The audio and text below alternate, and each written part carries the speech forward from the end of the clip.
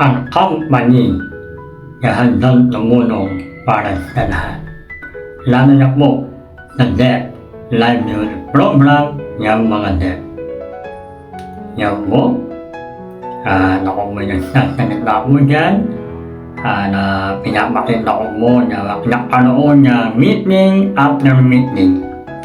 Kaya mo si Bella, siya po ay ordinary po dahil marami mo ibili, yan po ang grupo ng mga senior PWD nakaka-inspire dahil po ang puso ni Bella ay makatulong. Yan po yung mga produkto na minamarket at marami mo ibili dahil napaka-effective na produkto. Ito yung grupo ni Bella.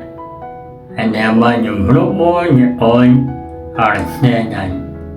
Ay nakaroon mo din ng meeting, planning, at sila nakaroon ng mga testimonial, at napakaganda yung ginagawa mo livelihood program, na katulad ni Bella, siya po ay isang na mga leader, na talaga naman ang kanyang puso ay sa matulong.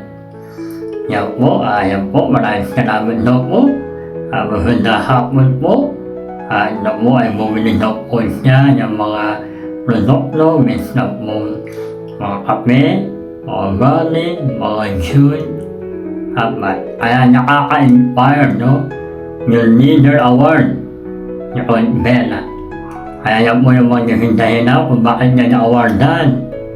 Dahil marami pong mga nakapag-try na produkto na talaga naman naging effective sa bawat head na kanyang mga kaibigan.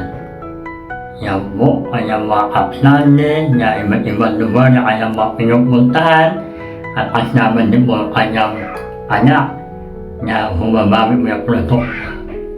Yan po, sa kanyang mga reunion sa Pasay at yan po yung mga testimonial, no? Kaya pwede gawin livelihood program para sa lahat. Muli po, congratulations po kay Bella. Patuloy pa-pray ang livelihood program. Maraming salamat.